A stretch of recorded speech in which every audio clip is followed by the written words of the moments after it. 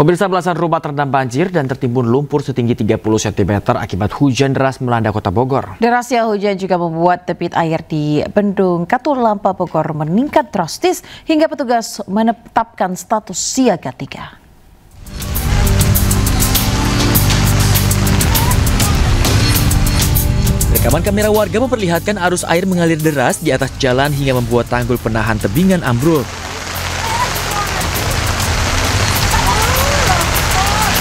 Akibatnya belasan rumah di Kelurahan Bondongan, Bogor Selatan, Jawa Barat terendam banjir hingga tertimbun lumpur.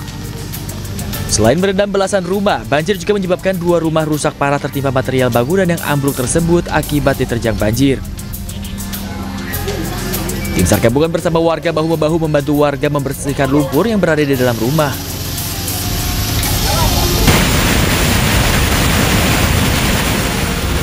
Sementara itu, hujan deras yang mengguyur kawasan Puncak pada Senin malam membuat debit air di Bendung Katulampa Bogor meningkat drastis.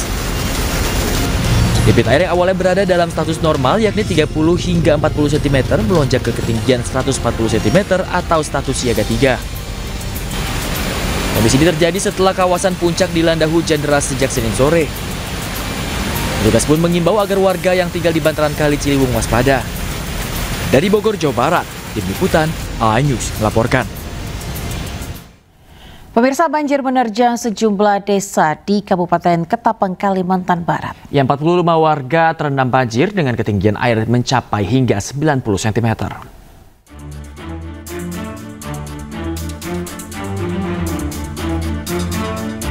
Hujan deras yang mengguyur wilayah Kabupaten Ketapang selama 2 hari menyebabkan banjir di sejumlah desa.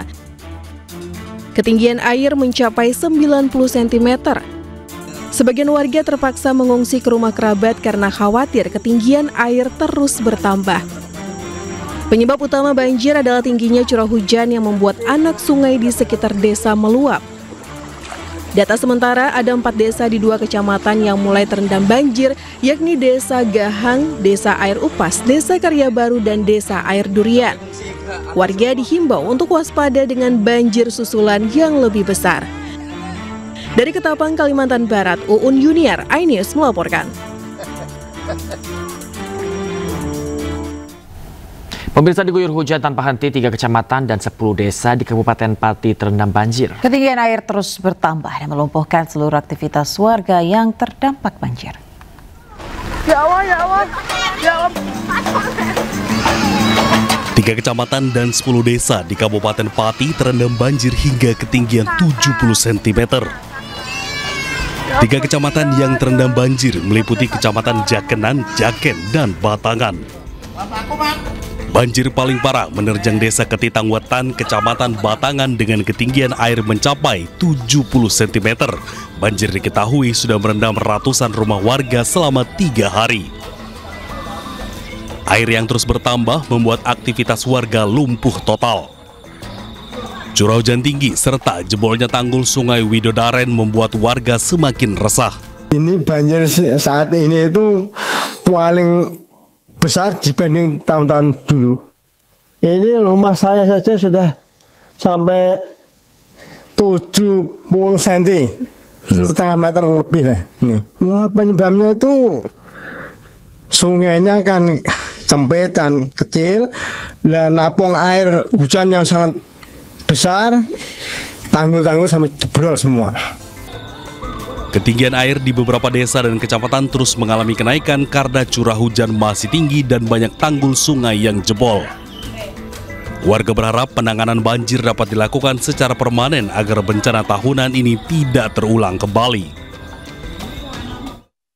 Masih terkait cuaca buruk, pemirsa, pengemudi mobil SUV nekat menerobos banjir di Rembang, Jawa Tengah. Ya, sementara di Mamuju, Sulawesi Barat, puluhan lansia dan anak-anak dievakuasi dari terjangan banjir. Aduh, keren, cis.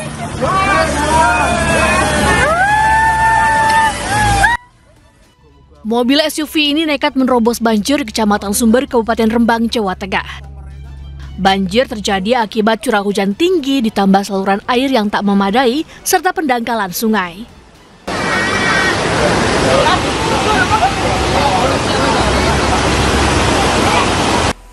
Sejumlah jembatan di Kecamatan Sumber juga tertutup banjir hingga sulit dilalui kendaraan. Logong, Brangkulon. Sampai ora ketok jembatane iki.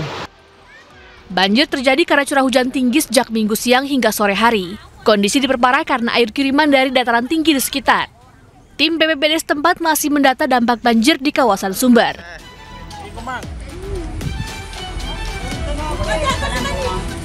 Sementara itu banjir juga melanda kawasan Sondoang, Kecamatan Kaluku, Mamuju, Sulawesi Barat. Petugas mengevakuasi sejumlah lansia, ibu-ibu hingga balita. Mereka dibawa ke salah satu masjid yang lokasinya aman. Banjir melanda kawasan Sondoang akibat diguyur hujan deras sejak beberapa hari terakhir. Ketinggian air mencapai 70 cm hingga 1 meter.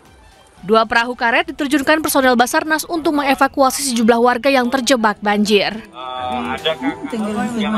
Untuk air semakin surut. Nah, terus yang dibutuhkan untuk warga adalah terkait untuk logistik dan bantuan makanan untuk anak dan untuk lansia. Dan untuk tim Basarnas sekarang melaksanakan evakuasi untuk selanjutnya yang di titik-titik yang paling dalam. Hingga saat ini banjir mulai surut, namun personel Basarnas masih berada di lokasi untuk mengantisipasi jika air kembali naik. Dari Rembang dan Mamuju, Musyafa, Friendly, iNews melaporkan. Banjir di Jalan Pantura Kaligawe Raya, Semarang, Jawa Tengah semakin meluas. 3 hari ini pemirsa, debit air masih menggenangi sejumlah wilayah dan mengganggu aktivitas warga. Jalan Kaligawe selesai hujan tadi malam, tepatnya di depan pintu masuk RSUD Agung. Genangan air hingga kini masih menggenangi wilayah Kaligawe, Semarang, Jawa Tengah. Banjir tidak hanya menggenangi jalan, namun juga permukiman warga. Banjir ini membuat aktivitas warga sekitar terganggu. Bahkan lalu lintas di kawasan Pantura Kaligawe sempat lumpuh. Akses jalan hanya bisa dilintasi truk besar, namun kondisinya merayap di genangan air hingga setinggi 80 cm. Kondisi ini dikeluhkan sopir truk pengangkut barang sehingga terlambat mengirim barang. Selain dikeluhkan oleh sopir truk, banjir juga dikeluhkan oleh pedagang pasar Waru Kaligawe. Pedagang terpaksa berjualan di pinggir jalan dan mengalami penurunan omset. Hal ini mereka lakukan karena pasar tempat mereka berjualan masih terendam banjir. Para pedagang pasar Waru Kaligawe ini mengaku sudah 2 hari berjualan di pinggir jalan. Akibatnya omset mereka turun selama banjir terjadi. Sudah berapa hari nih, Mbak? Sudah 3 hari. Kalau tetap di dalam nggak ada pembeli berarti ya? Ya, malas masuk, Pak. Kondisi seperti ini sempat membuat pengurangan omset nggak, Mbak? Kalau jual dari sedikit? Ya, kalau misal tawar ya. Banjir dengan ketinggian 1 meter lebih melanda Kaligawe, Semarang, Jawa Tengah. Bahkan petugas harus mengevakuasi warga menggunakan perahu karet dari titik banjir. Dari Semarang, Jawa Tengah, Tim Liputan iNews melaporkan. Ya pemirsa, usai banjir melanda sejumlah titik di Semarang, pemerintah setempat melakukan peninjauan untuk melakukan penanganan efektif. Kesehatan masyarakat juga menjadi perhatian dalam tinjauan ini.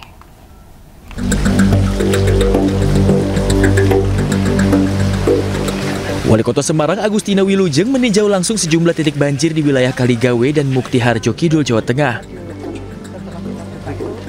Tinjauan ini dilakukan guna memastikan penanganan banjir di wilayah tersebut berlangsung cepat dan efektif. Pemkot Semarang berkomitmen untuk melakukan berbagai upaya untuk mengatasi masalah yang kerap menghantui warga ini. Koordinasi dengan berbagai pihak terkait dilakukan untuk menyediakan pompa agar genangan air segera surut. Kawasan rawan banjir termasuk Kaligawe dan Genuk juga menjadi perhatian khusus pemerintah agar dapat keluar dari permasalahan banjir. Dalam tinjauannya, Pemkot Semarang juga memastikan kesehatan masyarakat dapat terjaga.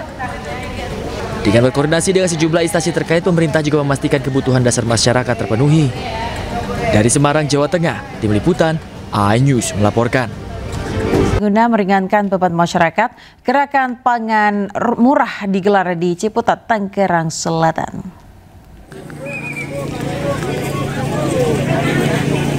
Ratusan warga antusias mendatangi lapangan Ciputa, Tanggerang Selatan, Banten guna mendapatkan sembako murah.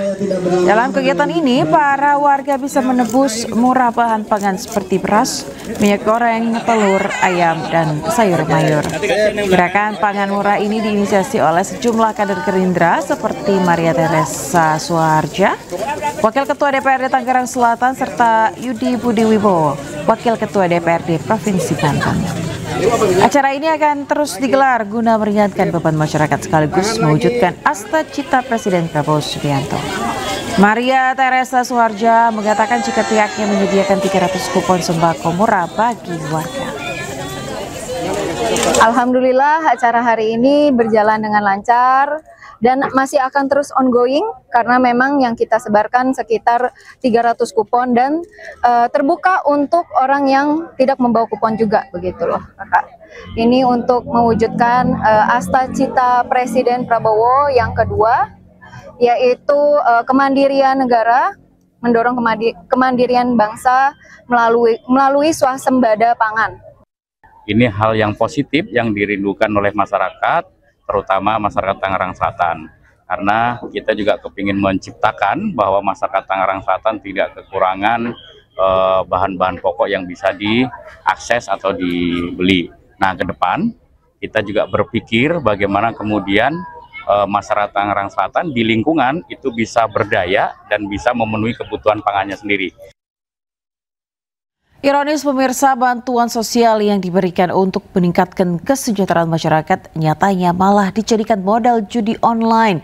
Tak main-main, di Jakarta 5.000 penerima bansos terlibat judi online dengan nilai transaksi mencapai triliunan.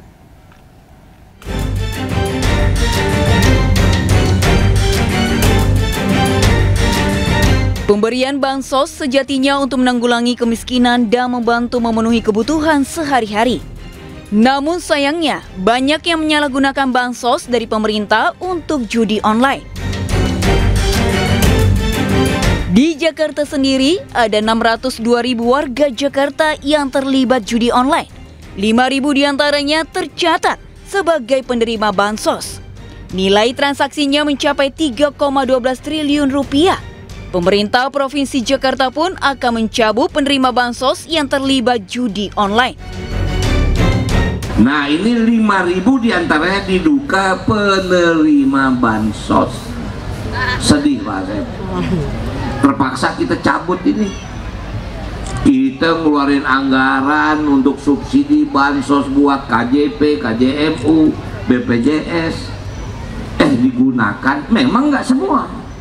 Yang kita keluarkan itu misalnya ke KJP 700.000, KJMU 600.000. Tapi masih ada sekitar 15.000. Akhirnya uang kita ini, uang bansos ini larinya ke judi online. Nah, ini prihatin kita. Sementara itu, PPATK juga mencatat jumlah pemain judi online di tahun 2025 mencapai 8,8 juta orang. 71,6% pemain judi online berpenghasilan di bawah 5 juta rupiah. Anda kembali di News Pagi bersama saya Aya Nufus. Pemirsa, sidang pra-peradilan sejumlah aktivis yang menjadi tersangka penghasutan demonstrasi rusuh Agustus 2025 di Pengadilan Negeri Jakarta Selatan diwarnai kericuhan. Protes terjadi karena majelis hakim menolak seluruh permohonan yang diajukan aktivis.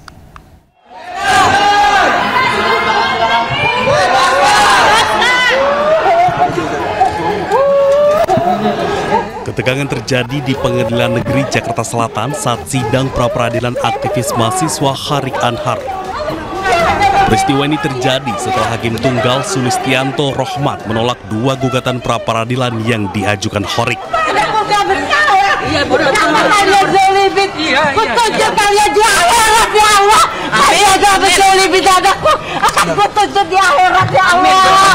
Sejumlah pengunjung sidang yang tak terima dengan putusan itu protes di ruang sidang.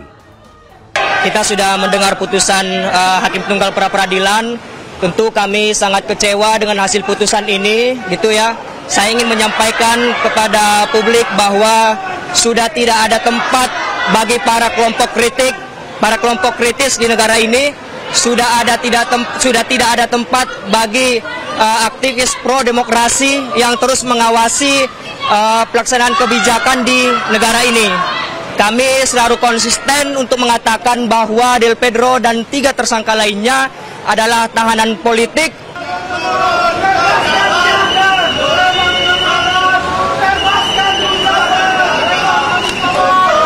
Situasi juga memanas saat pengunjung membentangkan poster tuntutan pembebasan Khorik dan aktivis lainnya.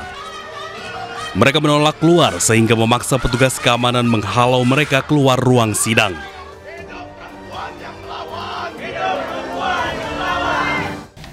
Sidang perdana kasus kematian anggota TNI Prada Luki Saputra Namo di Kupang NTT beragenda mendengarkan keterangan terdakwa serta 6 saksi. Terdakwa Leto Ahmad Faisal didakwa mengizinkan anak buahnya menganiaya korban hingga meninggal dunia. Bosong bunuh anak bosong harus pecah. Bosong pecah. Manusia hati iblis. Bosong harus pecah. Sambil memeluk foto anaknya, Ibu Prada Luki Saputra Namo, Sepriana Paulina Mirpe, sempat histeris karena tak kuasa menahan amarah saat hendak dipanggil masuk ruang sidang untuk mengambil sumpah bersama para saksi lainnya. Sidang perdana ini digelar di Pengadilan Militer 3 Kupang NTT Senin pagi dengan agenda mendengarkan keterangan terdakwa beserta 6 saksi. Sidang digelar secara terbuka untuk mengungkap motif penganiayaan yang menyebabkan korban Prada Luki Saputra Namo meninggal dunia. Pengadilan militer juga menghadirkan 4 saksi dari TNI dan 2 orang lainnya yakni ayah dan ibu kandung Prada Luki Saputra Namo. Terdakwa Leto Ahmad Faisal, Komandan Kompi pada Batalion Teritorial Pembangunan Waka Ngamere Kabupaten Nagekeo dihadirkan sebagai terdakwa pertama. Ia didakwa mengizinkan anak buahnya menganiaya Prada Luki sehingga menyebabkan korban mengalami luka serius. Kasus penganiayaan berujung kematian Prada Luki diketahui setelah korban meninggal dunia saat menjalani perawatan di unit perawatan intensif RSUD Airamo Nagekeo 6 Agustus 2025. Luki meninggal karena diduga dianiaya beberapa orang seniornya. Pihak TNI telah merampungkan berkas perkara 22 tersangka kasus tersebut ke auditor militer. Dari Kupang, Nusa Tenggara Timur, Eman Suni, iNews melaporkan.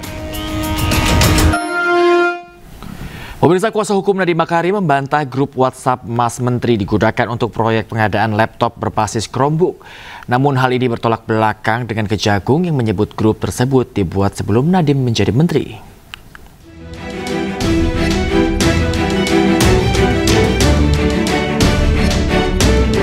Nadiem Makarim yang kini berstatus tersangka korupsi pengadaan laptop berbasis Chromebook membantah grup WhatsApp Mas Menteri Kortim sengaja dibentuk untuk atur proyek tersebut.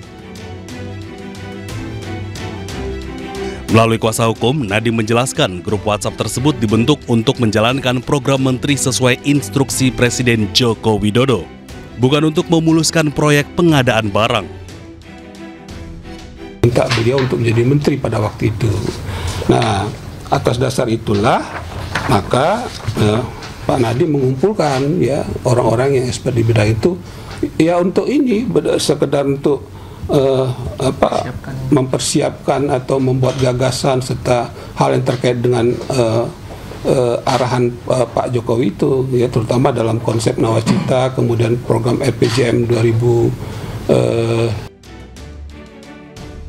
Keterangan pengacara Nadiem ini bertolak belakang dengan temuan Kejaksaan Agung yang sebut grup WhatsApp Mas Menteri Kortim sudah dibentuk sejak tahun 2019 oleh Juristan, Nadiem Makarim, dan Fiona Handayani untuk membahas rencana program digitalisasi pendidikan.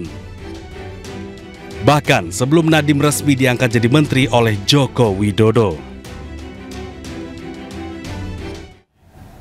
Sidang perkara dugaan korupsi tata kelola minyak mentah dan produk kilang di PT Pertamina Persero tahun 2018-2023 dengan terdakwa anak pengusaha Riza Khalid, Muhammad Keri Adrianto Riza, kembali digelar di Pengadilan Tipikor Jakarta Pusat. 3 orang saksi termasuk mantan Dirut Pertamina Karen Agustiawan. JPU menanyakan terkait regulasi kerjasama penyewaan tangki BBM milik PT OTM.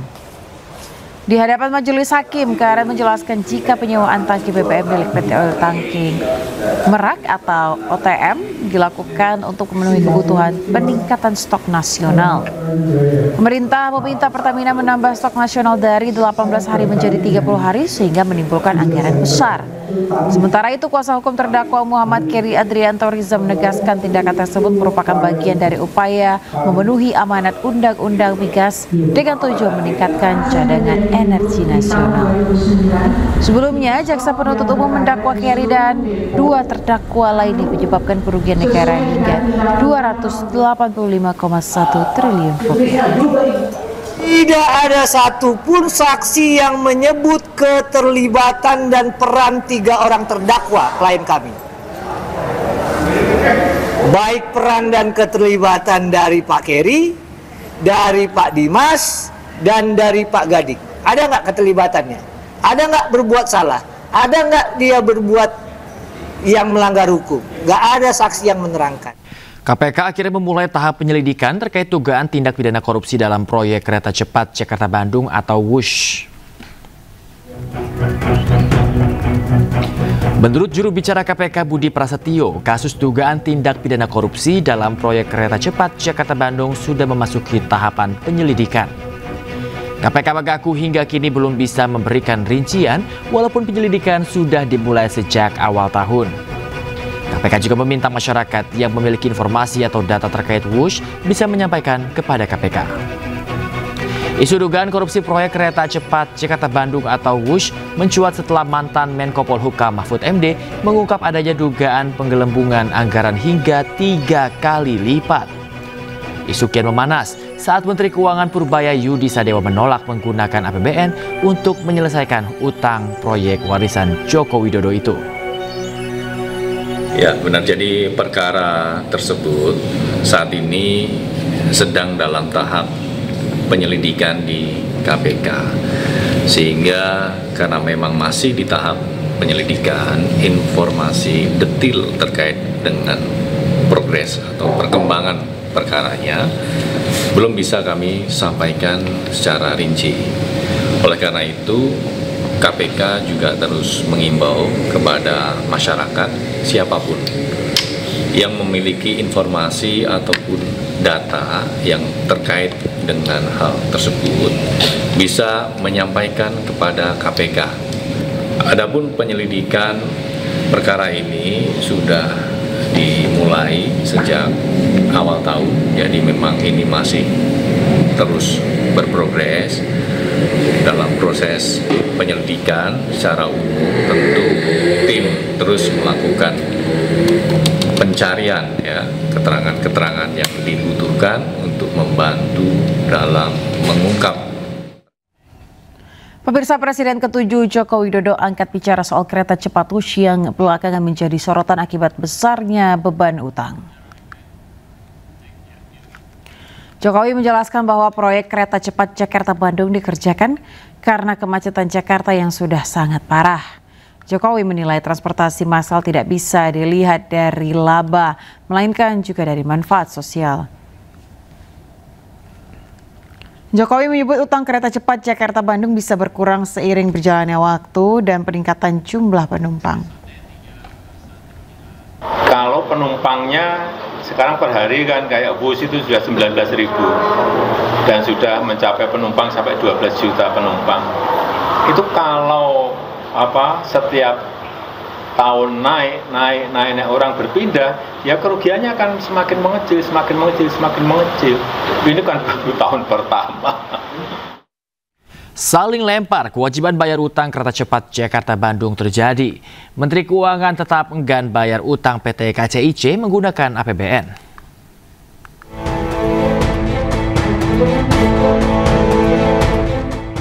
Pasca beroperasi, proyek kereta cepat Jakarta-Bandung menyisakan utang dengan nilai fantastis mencapai 116 triliun rupiah. Utang ratusan triliun itu tak hanya menjadi beban bagi konsorsium BUMN yang terlibat, namun juga membuat pemerintah pusing 7 keliling. Menteri Keuangan Purbaya Yudi Sadewa enggan membayar utang proyek kereta cepat menggunakan uang APBN. Menteri Koboi ini dengan tegas menilai kewajiban bayar utang harus diselesaikan oleh BPI dan Antara. Begini, bukan utang yang nggak dibayar, kan pemerintah apa? Kalau dulu kan semuanya pemerintah yang tadinya begitu kan, tapi ketika sudah dipisahkan dan seluruh dividen masuk ke Danantara, Danantara cukup mampu untuk membayar itu. Jadi bukan nggak dibayar utangnya, dibayar tapi Danantara bukan APBN. Sikap Menteri Keuangan membuat Danantara mau tak mau harus membayar utang PT KCIC. Tak hanya utang, pemerintah dan otoritas terkait juga harus mengusut dugaan markup pada proyek ini yang membuat beban utang membengkak dan merugikan negara. Dari Jakarta, Tim Liputan iNews melaporkan. Pemirsa, tak hanya gaya komunikasi Koboi Purbaya yang jadi perhatian, kebijakan Menteri Keuangan ini juga kerap mencuri perdebatan publik. Mulai dari pernyataannya tentang utang kereta cepat hingga dana milik Pemda yang ia bilang mengendap di bank.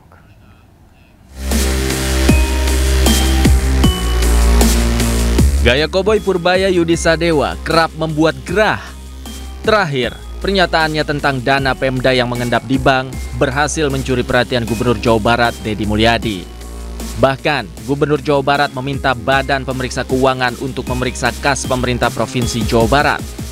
Hal ini dilakukan di tengah tudingan adanya dana yang mengendap di rekening bank milik Pemprov Jawa Barat. Tak hanya itu, bahkan Purbaya ogah membayar utang kereta cepat Wus yang jumlahnya hingga 116 triliun rupiah. Purbaya dengan enteng melempar tanggung jawab pembayaran utang tersebut kepada Danantara. Sikap Menteri Koboi ini pun membuat Danantara putar otak untuk membayar utang proyek kereta cepat Jakarta-Bandung. Tak hanya kebijakan Menteri Keuangan Purbaya yang jadi sorotan, gaya sang Menteri Koboi juga berhasil mencuri perhatian publik. Terakhir, Menteri Koboi ini pamer jaket baru berlogo 8% yang menyimbolkan target pertumbuhan ekonomi 8%. Seluruh aksi Purbaya selalu ia lengkapi dengan acungan jempol. Aksi ini pun diartikan oleh masyarakat sebagai simbol optimisme ala Koboi khas Purbaya. Tim Liputan iNews melaporkan. Menteri Keuangan Purbaya Yudi Sadewa membalas kritik yang dilontarkan Hasan Nasbi. Purbaya mengklaim berhasil mengembalikan kepercayaan publik melalui gaya koboinya. Mantan Kepala Kantor Komunikasi Kepresidenan Hasan Nasbi mengkritik gaya komunikasi Menteri Keuangan Purbaya Yudi Sadewa. Hasan mengatakan, gaya komunikasi Purbaya yang sering menyenggol sesama pejabat pemerintah lain bisa melemahkan soliditas pemerintah. Ia juga menilai sesama pejabat publik tak boleh saling baku tikam di ruang publik, apalagi dengan komunikasi koboi yang kerap dilakukan oleh Purbaya. Ini kalau kita bicara dalam konteks pemerintah ya, sesama anggota kabinet, sesama pemerintah nggak bisa kalau menurut saya baku tikam terus-menerus di depan umum. Karena itu akan melemahkan pemerintah.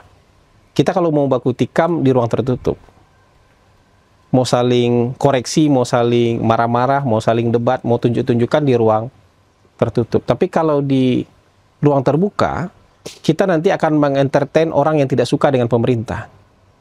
Kemudian mengatakan, wah ini bagus nih, mengentertain orang yang tidak suka dengan pemerintah. Mungkin kita nggak dapat cercaan, makian dari pendukung pemerintah karena mereka menahan diri. Jadi kesannya kita mendapatkan dukungan dari semua orang. Tapi lama-lama, kalau ini diteruskan, itu bisa membuat pemerintah kelihatan lemah. Kritik Hasan Nasbi langsung dibayar tunai oleh Purbaya. Menteri Koboi ini menunjukkan data indeks kepercayaan konsumen pada pemerintah yang saat ini mulai membaik. Purbaya mengklaim, gaya ceplas-ceplosnya berhasil membalikan sentimen masyarakat ke pemerintah dengan positif. Ini sama ini ada korelasinya. Ketika ekonomi buruk, mereka nggak suka pemerintah. Makanya banyak demo besar-besaran. Tapi ketika mulai balik, mereka juga senang ke pemerintah. Jadi sepertinya saya koboi. Tapi yang saya lakukan adalah mengembalikan kepercayaan masyarakat ke pemerintah. Itu juga atas pemerintah Bapak Presiden. Jadi saya nggak berani gerak sendiri. Jangan dianggap saya koboi. Saya nyamper panjangan tangan dari Bapak Presiden. Kira-kira begitu. Dengan versi yang lebih halus malah. Dengan percaya diri, Purbaya menambahkan bahwa apa yang ia lakukan saat ini adalah perpanjangan tangan dari Presiden Prabowo Subianto. Hasilnya, apa yang dilakukan oleh Purbaya berhasil mendapat sentimen positif dari masyarakat. Tim Liputan iNews melaporkan. Menteri Keuangan Purbaya Yudi Sadewa akan menertibkan impor pakaian bekas ilegal sekaligus mengancam memasukkan importir nakal ke daftar hitam secara permanen.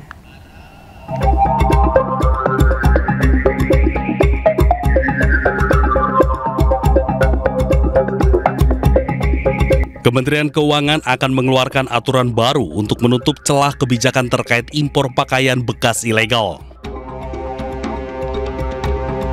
Purbaya mengaku aturan terbaru tersebut akan dikeluarkan dalam waktu dekat untuk mendorong pembenahan impor dan mendukung industri dalam negeri.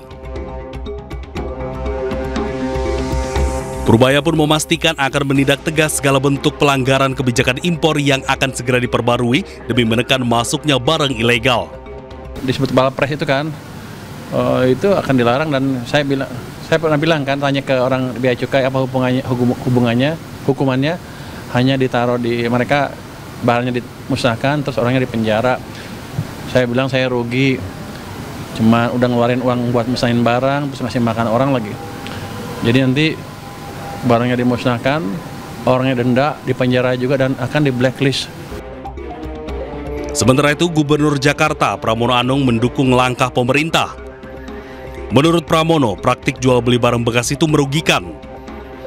Pramono juga berjanji Pemprov Jakarta akan memberi pendampingan kepada para pedagang yang terdampak. Saya sudah meminta pendampingan dari UMKM dan dinas terkait lainnya untuk melakukan pelatihan kepada para pedagang. Jangan kemudian kalau thrifting ini nggak ada yang diuntungkan. Jadi apa yang menjadi larangan, apa yang menjadi nanti kalau memang ada operasi, malah pemerintah Jakarta akan memberikan pendampingan kepada pemerintah pusat untuk melakukan pembersihan terhadap thrifting. Rencana pembenahan impor muncul setelah Menteri Keuangan memantau langsung sistem impor-ekspor CISA yang dimiliki Bea Cukai pada pekan lalu. Purbaya pun memastikan pihaknya akan tegas menindak segala bentuk pelanggaran yang masih terjadi hingga saat ini. Dari Jakarta, Raharjo Patmo, Rizky Solahuddin, iNews melaporkan.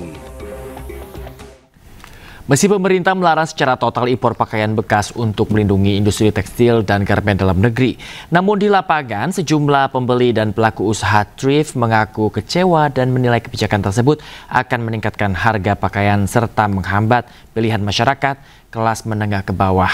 Dan pemirsa, berikut laporan Jen Cahyani dari Pasar Senen, Jakarta.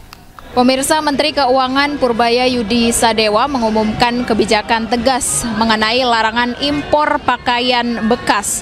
Dan kebijakan ini bertujuan untuk menekan peredaran barang ilegal sekaligus memperkuat industri tekstil dan UMKM dalam negeri. Nah, saat ini sekarang saya berada di Pasar Jaya Senin, tempat di mana atau lokasi di mana masyarakat memburu untuk membeli pakaian bekas atau yang biasa disebut dengan thrifting.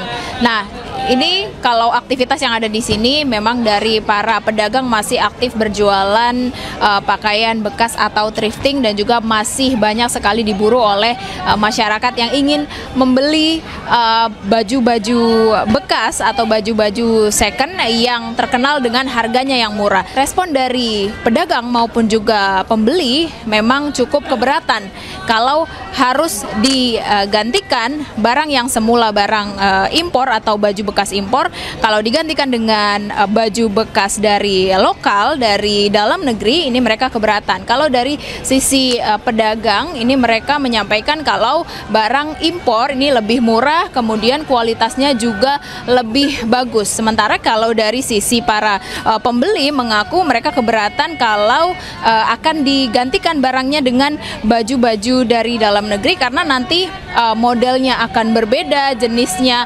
akan berbeda, tidak menutup kemungkinan juga harganya akan berbeda, lebih mahal. Sementara itu dari Jakarta, Jen Cahyani bersama juru kamera Aris Setiawan, iNews melaporkan. Warga Desa Sawahan Kabupaten Boyolali, Jawa Tengah, pemirsa, menolak kegiatan mimbar rakyat yang akan dihadiri Roy Suryo CS. Warga menilai acara tersebut meresahkan dan berbau provokatif. ikut andil dalam penolakan kegiatan mimbar rakyat. Video amatir merekam saat warga melakukan penolakan terhadap acara mimbar rakyat yang akan dihadiri Roy Suryo CS di Desa Sawahan, Kabupaten Boyolali, Jawa Tengah. Selain blokade jalan, warga juga membentangkan spanduk yang berisi penolakan. Sebab warga menilai acara yang akan dihadiri Roy Suryo tersebut dianggap meresahkan dan berbau provokatif. Selain itu, warga menilai mimbar rakyat tidak sesuai dengan hati nurani rakyat karena bisa memecah belah bangsa. Untuk jaga keamanan, polisi siagakan pasukan di sekitar lokasi acara. Kegiatan mimbar rakyat akan dihadiri Roy Suryo, Dr. Tifa, dan Bambang Tri. Dari Boyolali, Jawa Tengah, Tata Rahmanta, iNews melaporkan. Pemirsa, Rismon Sianipar meyakini Wapres Gibran tidak lulus SMA dan tidak memiliki ijazah SMA. Banyak kejanggalan dengan ijazah Wapres ini, sehingga Wapres Gibran harus dimakzulkan.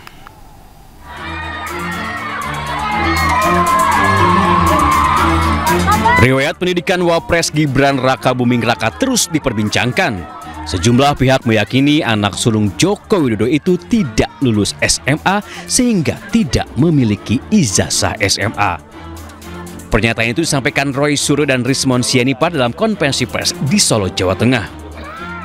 Rismon bersikukuh mantan wali kota Solo itu tidak memiliki ijazah SMA. Padahal menurut Rismon saat pendaftaran calon presiden dan calon wakil presiden adalah berpendidikan minimal SMA atau sederajat. Rismon bahkan berani mengklaim telah menelusuri website dari Minister of Education Singapura. Jadi memang Gibran bagaimana mungkin melompat kelas 1 SMA di Singapura ke kelas 13, kelas 11-12-nya kemana? Dan patut diduga dia memalsukan ijazah SMA. Rismon Sianipar juga mengaku telah mendatangi Kementerian Pendidikan Dasar dan Menengah untuk bertanya perihal pendidikan Wapres Gibran Raka Buming Raka.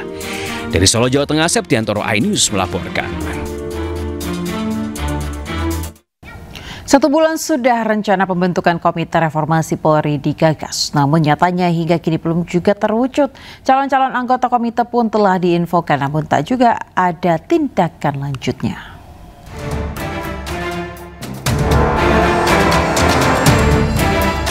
Aksi unjuk rasa yang terjadi pada akhir Agustus lalu melahirkan sejumlah tuntutan. Salah satunya adalah reformasi kepolisian. Presiden Prabowo pun berjanji untuk segera mengumumkan tim reformasi Polri. Namun 1 bulan setelahnya rencana ini tak juga terrealisasi. Menko Bidang Hukum, HAM, Imigrasi, dan Pemasyarakatan Yusril Iza Mahendra bahkan belum mengetahui kelanjutan rencana pembentukan Komite Reformasi Polri. Yusril mempersilahkan untuk menanyakan langsung perkembangannya kepada Menteri Sekretaris Negara Prasetyo Hadi.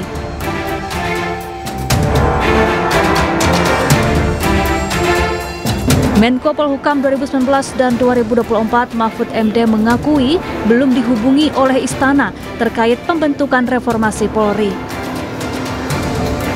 Saya tidak tahu ya, sampai sekarang saya belum tahu perkembangannya apa.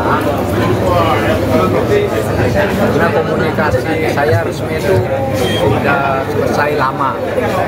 Karena itu ketika saya diminta dan saya menyatakan oke untuk reformasi Polri, saya bersedia. Nah habis itu saya tidak tahu perkembangannya dan saya juga tidak mau. Sebelumnya pada awal September lalu, di depan sejumlah tokoh gerakan Nurani Bangsa, Presiden Prabowo menyetujui pembentukan Komite Reformasi Polri. Nama-nama anggota komite ini pun sempat disusun. Mas, kabarnya juga Pak Mahfud udah setuju untuk bergabung. Insya Allah. Insya Allah. Menjadi anggota atau ketua? Ya bersama-sama lah. Belum ada yang ditunjuk siapa yang akan jadi ketua, tapi alhamdulillah juga menyampaikan kesediaan. Tokoh-tokohnya siapa aja Mas? Selain Pak Mahfud. Udah tunggu lah. Ada mantan Kapolri Mas? Hah? Kabarnya ada mantan Kapolri? Ada. Di sisi lain, Polri sudah membentuk tim transformasi dan reformasi kepolisian di internalnya. Tim ini berisi 52 perwira tinggi Polri yang diketuai oleh Kalemdiklat Komjen Pol Krisnanda Dwi Laksana. 1 bulan berlalu, Komite Reformasi Polri belum juga dibentuk Presiden Prabowo.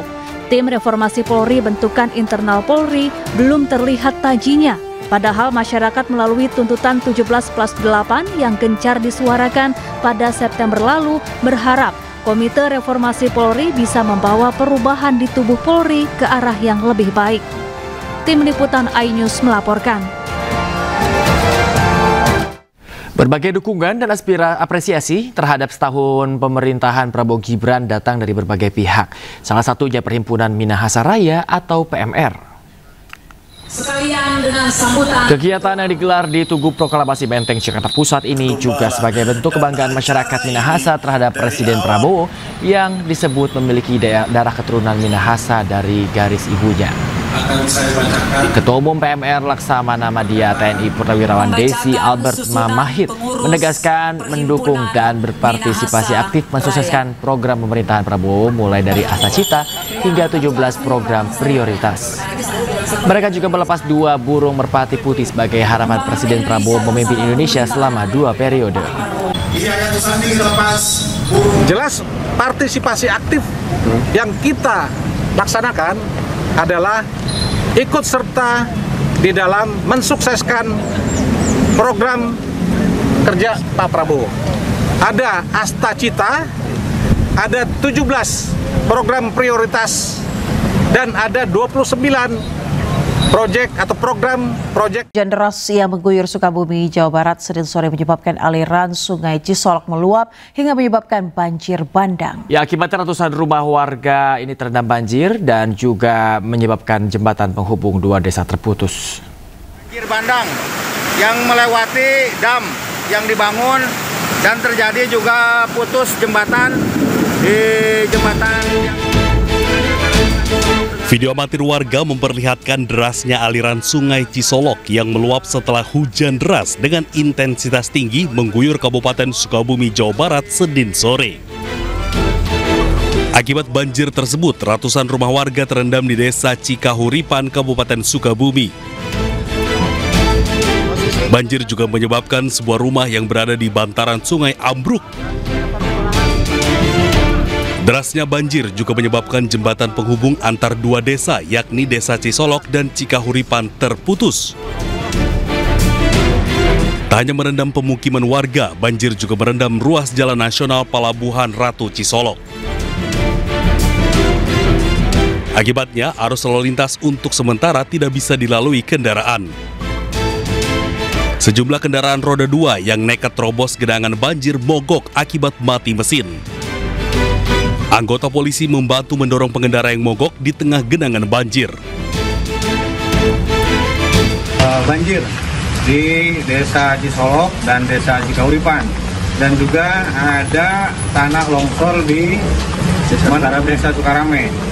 Dan kami Sarsamapta telah melaksanakan atau membantu warga menyeberangkan karena terjadi luapan air hujan menyeberang ke jalan sehingga warga masyarakat susah untuk melintasi jalan tersebut.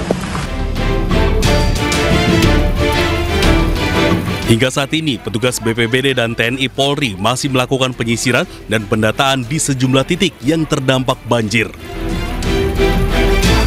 Dari Sukabumi, Jawa Barat, Budi Setiawan, iNews melaporkan. Dan untuk mengetahui perkembangan terkini banjir di Sukabumi, pemirsa, kita sudah terhubung dengan rekan jurnalis iNews Budi Setiawan di Cisolok, Sukabumi, Jawa Barat. Selamat pagi Budi, di mana lokasi tepat yang Anda berada saat ini dan seperti apa banjir di sana, apakah sudah surut? Ya, selamat pagi Aya dan juga pemirsa. Saat ini saya sedang berada di Kampung Tugu, Desa Cikahuripan, Kecamatan Cisolok, Kabupaten Sukabumi, Jawa Barat, yang mana pasca banjir yang menerjang Kecamatan Cisolok pada Senin sore kemarin, saat ini air sudah mulai surut. Namun, meskipun air surut, hanya menyisakan lumpur tebal dan sampah yang terbawa oleh derasnya aliran Sungai Cisolok. saat ini warga masih terus melakukan pembersihan di rumah mereka masing-masing. Selain itu, akibat banjir bandang yang menerjang Kampung Tugu ini, sebanyak 500 kepala keluarga yang terdiri dari 1.500 jiwa terpaksa mengungsi ke rumah tetangga ataupun kerabat yang lebih aman. Iya. Ya Budi, artinya masih ada sejumlah warga yang memilih untuk tetap tinggal di rumahnya dan membersihkan sisa banjir. Ya, ada sebagian warga yang terpaksa tinggal di rumah dalam kondisi lumpur masih menggenangi di rumah mereka. Karena dikhawatirkan ada barang berharga ataupun ini yang ditakutkan ada orang yang memanfaatkan kesempatan tersebut untuk mengambil barang elektronik ataupun harta benda mereka, sehingga sebagian warga masih bertahan di rumah agar tidak terjadi hal-hal yang tidak diinginkan. Terkait korban jiwa, Budi? Ya, untuk korban jiwa saat ini belum ada laporan dari pihak BPBD. Untuk korban luka pun sama, tidak ada laporan akibat dampak dari banjir bandang yang terjadi pada kemarin sore. Terkait bantuan, apakah sudah diturunkan dari Pemda? Ya, hingga saat ini bantuan belum sampai kepada warga yang terdampak. Kemungkinan bantuan akan datang pada nanti siang dari BPBD maupun Dinas Sosial untuk diberikan kepada warga, karena mereka sangat membutuhkan alat untuk tidur, pakaian, dan makanan. Karena pakaian dan alat untuk tidur itu tidak mungkin digunakan karena sebagian terbawa oleh arus sungai juga, dan sebagian lagi rusak ataupun basah.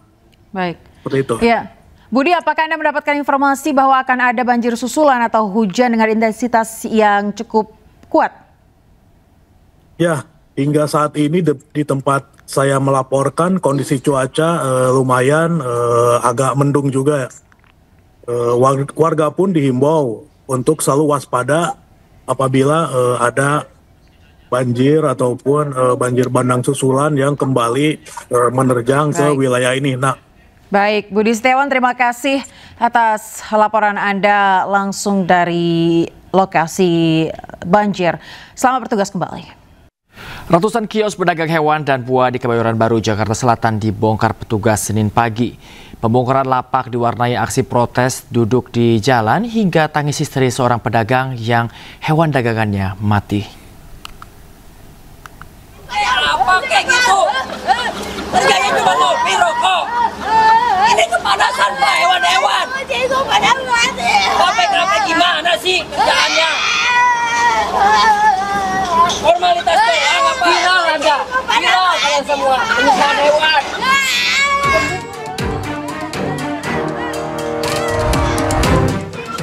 Pemerintah Kota Jakarta Selatan mulai membongkar lapak pedagang Pasar Barito di Kebayoran Baru Senin pagi. Penertiban bangunan ini sebagai bagian revitalisasi Taman Ayodhya, Taman Langsat, dan Taman Leuser. Penertiban dilakukan tim penertiban terpadu tingkat Kota Administrasi Jakarta Selatan yang terdiri dari unsur Polri, TNI, Satpol PP, dan instansi terkait. Pembongkaran dilakukan setelah para pedagang tidak mengindahkan 3 surat peringatan yang disampaikan Satpol PP Jakarta Selatan untuk mengosongkan tempat usaha dan menempati lokasi yang telah disediakan di Sentra Fauna dan Kuliner Lenteng Agung. Pembongkaran ini diwarnai tangis histeris pedagang saat mengetahui hewan dagangannya mati. Ada mati Pak. Ini penyiksaan semuanya Pak. Kerja lu mana? Kerjaannya aparat sama pemerintah nih, lihat.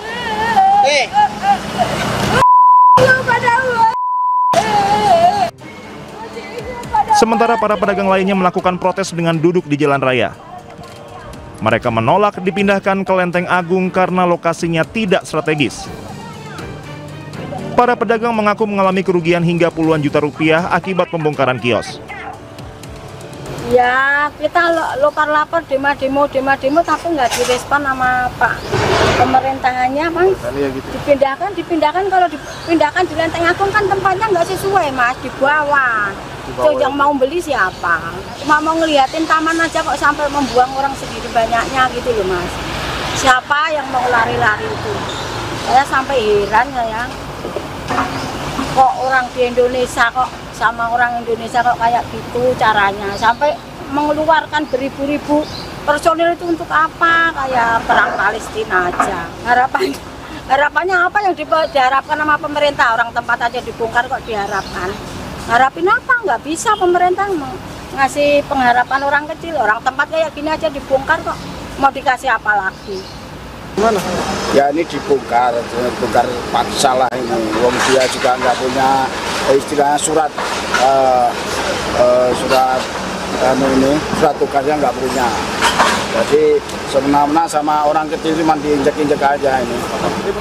Ya kemarin mau direlokasi, Mas. Relokasinya itu nggak layak sama sekali, Mas. Kita sama aja bunuh diri.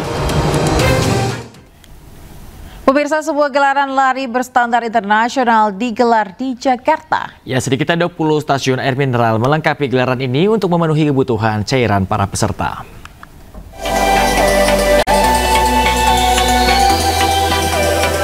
Jakarta Running Festival kembali digelar di Kompleks Olahraga GBK Senayan, Jakarta dan menggandeng Le Mineral sebagai official mineral water.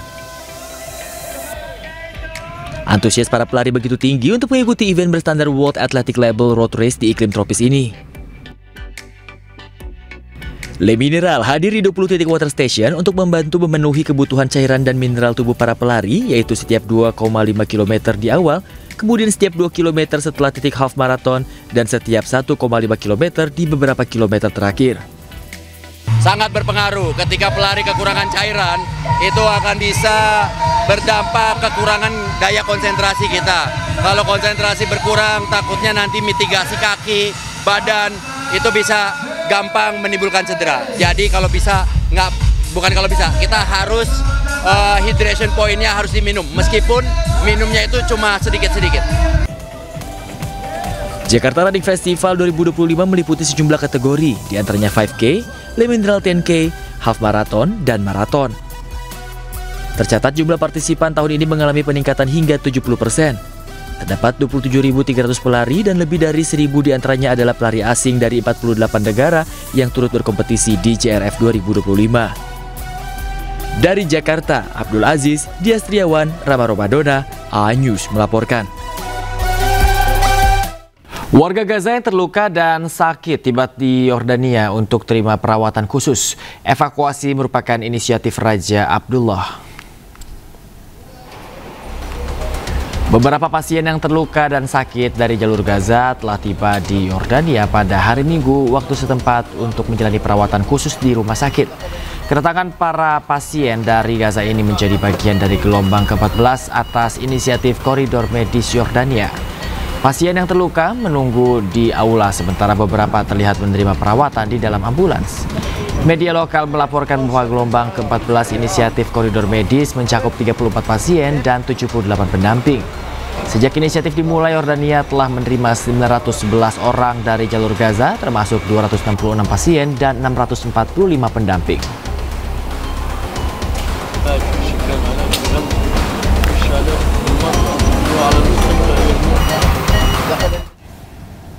Ya, pemirsa, ribuan warga Palestina masih terjebak di tenda karena masih berbahaya untuk pulang ke rumah.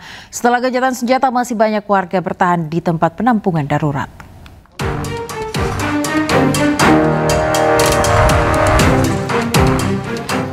Pasca gencatan senjata yang berlaku dan tentara Israel ditarik mundur pada 10 Oktober 2025, nyatanya masih banyak warga yang kesulitan kembali ke kampung halamannya.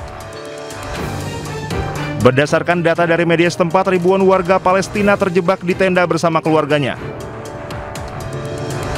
Hal ini dikarenakan mereka menilai kondisi keamanan kembali ke kampung halamannya masih dalam kategori berbahaya. Usai tentara Zionis Israel mundur, terdapat garis pembatas berupa garis kuning yang membentang dari utara ke selatan, melintasi sejumlah kota dan blok perumahan. Mayoritas warga masih bertahan di tempat-tempat penampungan sementara yang penuh sesak, bahkan diantaranya didirikan di area terbuka atau tidak aman. Rumah yang hancur dan tidak adanya pekerjaan membuat mereka memilih di tenda pengungsian dengan berharap mendapatkan bantuan makanan dan lainnya dari lembaga internasional.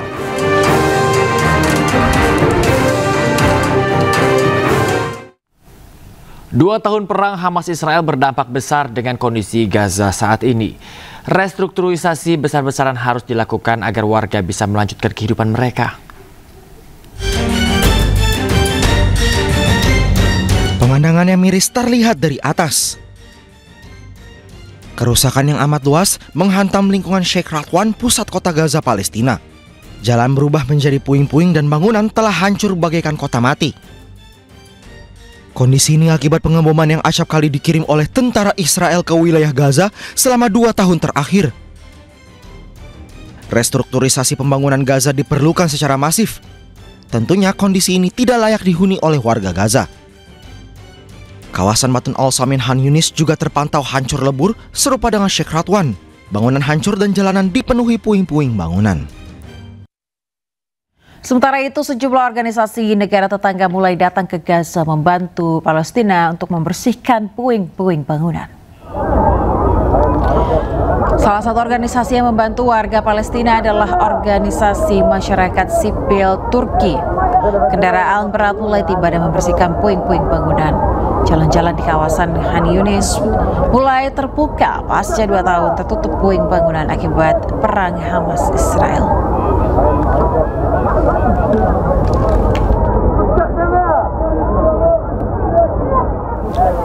Israel bantah negaranya adalah bawahan Amerika. Hal ini mencuat setelah Wakil Presiden Amerika menemui Perdana Menteri Israel guna menguatkan gencatan senjata.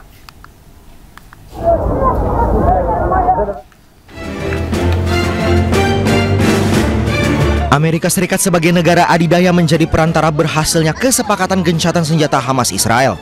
Namun narasi Israel adalah bawahan Amerika Serikat muncul di dunia. Isu ini mencuat ketika Wakil Presiden Amerika Serikat J.D. Vance bertemu dengan Perdana Menteri Israel Benjamin Netanyahu.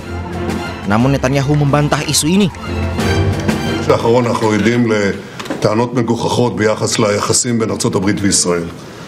כשהייתי בוושינגטון נאמר שם שאני שולט בממשל האמריקני, אני מכתיב לו את המדיניות הביטחונית שלו. עכשיו טוענים את ההפך, הממשל האמריקני שולט בי והוא מכתיב את המדיניות הביטחונית של ישראל. לא זה נכון ולא זה נכון.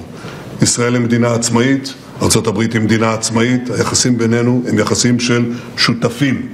והשותפות הזאת שהגיעה לשיא של כל הזמנים התבטא גם בשיתוף המבצעי בחלק השני של עם כלבי. Amerika Serikat tidak ingin Israel menjadi negara bawahan. Amerika Serikat mengklaim hanya ingin bermitra dengan Israel dalam menjaga stabilitas keamanan dunia. Kini Amerika Serikat fokus tantangan selanjutnya yaitu pengembalian jasad sandera Israel dari Hamas dan melucuti senjata Hamas. Di hadapan seluruh pemimpin negara peserta KTT ke-47 ASEAN, Presiden Amerika Serikat Donald Trump kembali puji Presiden Prabowo Subianto. Trump memuji kepemimpinan Prabowo yang aktif wujudkan perdamaian di Timur Tengah. Indonesia continues to be a central voice in ASEAN's geopolitical identity and global engagement. Lagi-lagi Presiden Amerika Serikat Donald Trump memuji kepemimpinan Presiden RI Prabowo Subianto. Kali ini pujian Trump meluncur dalam momen KTT ke-47 ASEAN di Kuala Lumpur, Malaysia. Trump menyebut Prabowo ikut aktif dalam mewujudkan perdamaian di Timur Tengah, termasuk menyelamatkan jutaan nyawa di Gaza, Palestina. Trump juga berterima kasih kepada Indonesia, Malaysia, dan Brunei Darussalam. I want to thank Malaysia and Brunei as well as my friend, President Prabowo of Indonesia, for their incredible support of these efforts to secure the new day for the Middle East. It really is a new day. There's never been a period of time like this. The Middle East will have peace after 3,000 years. This is a very strong peace. It's going to be an everlasting peace.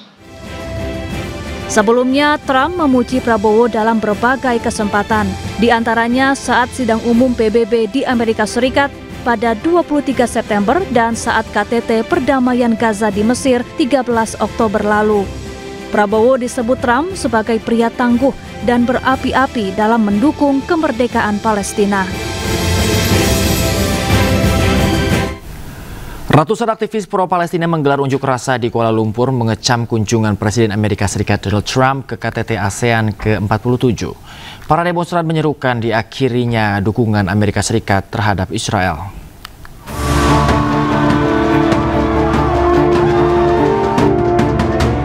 Para pengunjuk rasa menyuarakan kemarahan atas dukungan Washington terhadap aksi genosida Israel di Gaza. Sementara yang lain membawa plakat bertuliskan akhiri genosida sekarang dan hancurkan imperialisme Amerika Serikat. Ayman Haris dari kelompok mahasiswa melawan genosida menuduh Amerika Serikat memicu ketidakadilan global. Mantan anggota parlemen Malaysia Tian Chua juga bergabung dalam unjuk rasa dan menyerukan diakhirinya dukungan Amerika Serikat terhadap Israel. Kami berkumpul hari ini untuk menzahirkan penentangan, penafian dan pengecaman terhadap kuasa terzalim di dunia, iaitu imperialisme Barat Amerika Syarikat yang merupakan kuasa di belakang segala kejahatan dan kezaliman di dunia ini. Dan saya sebagai rakyat Malaysia mengecam sangat-sangat tindakan Perdana Menteri kita menjemput dan mengundang secara mesra Presiden Jahanam celaka datang ke negara kita. Sebelumnya, Presiden Amerika Serikat Donald Trump tiba di Kuala Lumpur untuk menghadiri KTT ASEAN. Trump menyaksikan penandatanganan perjanjian damai antara Thailand dan Kamboja dan mengumumkan beberapa kesepakatan perdagangan dengan mitra regional. Pasukan keamanan menjaga ketat lokasi pertemuan puncak dan rute delegasi Amerika Serikat guna memastikan demonstrasi tetap damai. KTT ASEAN ke-47 diadakan pada tanggal 26 hingga 28 Oktober 2025 mempertemukan pemimpin dari negara-negara anggota ASEAN dan mitra utama termasuk China, Jepang, dan Amerika Serikat. Ya pemirsa, kita ke informasi berikutnya. Joran Mamdani, calon wali kota New York Muslim pertama, mengecam rivalnya Cuomo sebagai bonika Trump. Seminggu sebelum pemilihan wali kota New York yang berlangsung pada 4 November 2025, 13.000 orang menghadiri kampanye Zohran Mamdani di Forest Hill Stadium, The Queens.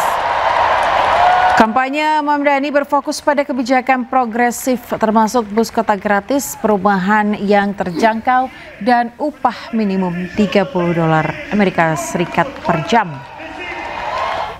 Ia juga mendukung pajak yang lebih tinggi bagi perusahaan dan mereka yang berpenghasilan di atas $1 juta per tahun.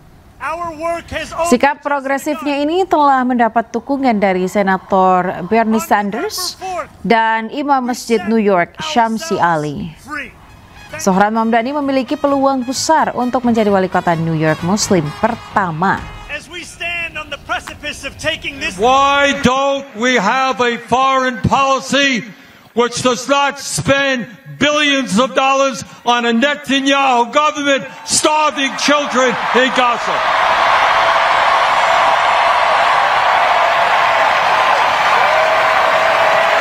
Let them ring so loud that his puppet master in the White House hears us.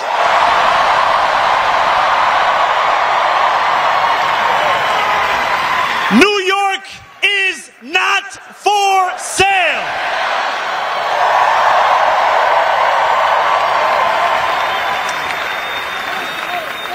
Days after we announced our candidacy, Donald Trump won the presidency once again. The Bronx and Queens saw some of the largest shifts to the right of any counties in our country. No matter what article you read or channel you turned to, the stories seemed to be the same. Our city was headed to the right. Pemirsa, sebuah pesta Halloween bertajuk Halloween Hell Bomb Grand Park di pusat kota Los Angeles dibubarkan polisi. Sebagian peserta yang mengenakan kostum berseluncur di jalanan menghancurkan mobil Waymo swakemudi dan terlibat bentrok dengan polisi. Petugas kepolisian pun terpaksa membalas dengan tembakan yang tidak terlalu mematikan. Menurut laporan, petugas dipanggil ke tempat kejadian oleh Departemen Transportasi LA setelah kelompok besar mulai membanjiri jalan-jalan di dekatnya dan memblokir lalu lintas. Pihak berwenang memperkirakan kerumunan dipadati sekitar 1.000 orang dengan sedikitnya 1 orang dilaporkan ditangkap.